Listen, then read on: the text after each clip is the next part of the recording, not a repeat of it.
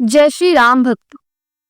कहते हैं जिस पर संकटों का पहाड़ टूट पड़े उसके जीवन में पवन पुत्र हनुमान स्वयं सहायता करने आ जाते हैं। मंगलवार का व्रत उनकी कृपा पाने का अत्यंत प्रभावशाली माध्यम माना जाता है। ऐसा व्रत जो मनोवांछित फल देता है, संतान सुख प्रदान करता है और जीवन से हर संकट हल लेता है। आज हम आपको सुनाने जा रहे हैं हनुमान जी की मंगलकारी मंगलवार व्रत कथा, जिसे श्रद्धा पूर्वक सुना और सुनाया जाता है।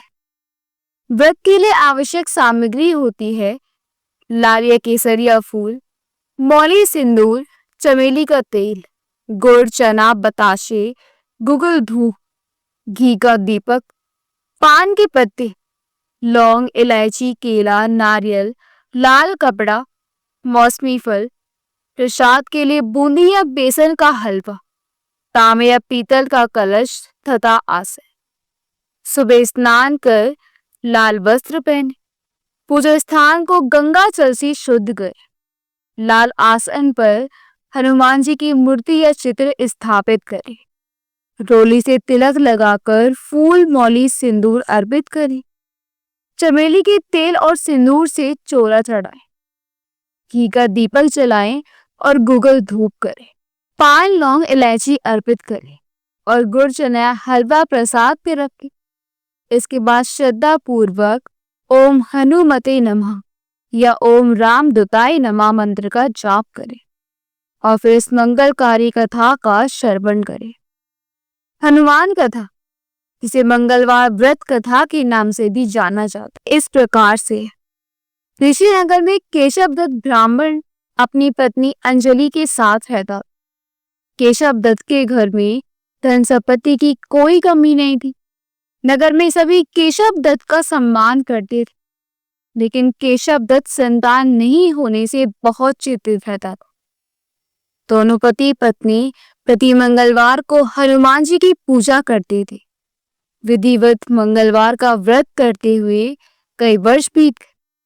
ब्राह्मण बहुत निराश हो गए, लेकिन उसने व्रत करना नहीं छोड़ा।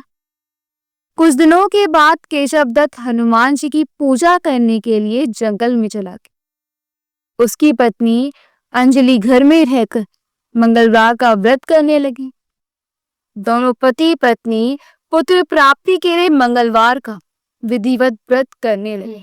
अंजलि ने अगले मंगलवार को व्रत किया, लेकिन किसी कारणवश उस दिन अंजलि हनुमान जी को भोग नहीं लगा सकी और उस दिन वह सूर्य अस्त के बाद भूखी ही सो गई।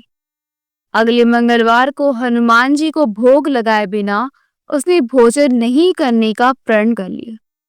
6 दिन तक अंजलि भूखी प्यासी रही। 7वें दिन मंगलवार को अंजलि ने हनुमान जी की पूजा की, लेकिन तभी भूख प्यास के कारण अंजलि बेहोश हो गई। हनुमान जी ने उसे स्वप्न में दर्शन देते हुए कहा, उठो पुत्री, मैं तुम्हारी पूजा पाठ से बहुत प्रसन्न हूँ। तुम्हें सुंदर और सुयोग्य पुत्र होने का वर देता हूँ। ये कहकर हनुमान जी अंतर्ध्यान हो गए। तत्काल अंजलि ने उठकर हनुमान जी को भोग लगाया और स्वयं भोजन किया। हनुमान जी के अनुकंपा से अंजलि ने एक सुंदर शिशु को जन्म दी। मंगलवार को जन्म लेने के कारण उस बच्चे का नाम मंगल प्रसाद रखा गया। कुछ दिनों बाद अंजलि का पति केशव दत्त भी घर लौट आए। उसने मंगल को देखा तो अंजलि से पूछा कि सुंदर बच्चा किसका है। अंजलि ने खुश होते हुए हनुमान जी के दर्शन देने और पुत्र प्राप्त होने का वरदान देने की सारी कथा सुना दी, लेकिन केशव दत्त को उसकी बातों पर विश्वास नहीं हुआ। उसके मन में पता नहीं कैसे एक कलुषित विचार आ गया कि अंजलि ने उसके साथ विश्वासघात किया है। अपने पापों को छिपाने के लिए अंजलि झूठ बोल रही है। केशव दत्त ने उस बच्चे को मार डालने की योजना बनाई। एक दिन केशव दत्त स्नान के लिए कुएं पर गया। मंगल भी उसके साथ था।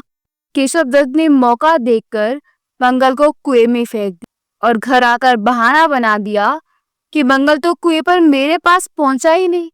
केशव दत्त के इतने कहने के ठीक बाद मंगल दौड़ता हुआ घर लौटा है।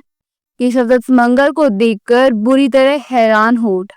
उसी रात हनुमान जी ने केशव दत्त को स्वप्न में दर्शन देते हुए कहा, तुम दोनों के मंगलवार के व्रत करने से प्रसन्न होकर पुत्र जन्म का वर मैंने दिया था, फिर तुम अपनी पत्नी पर शक क्यों करते हो? उसी समय केशव दत्त ने अंजलि को जगाकर उसे क्षमा मांगते हुए स्वप्न में हनुमान जी के दर्शन देने की सारी कहानी सुना।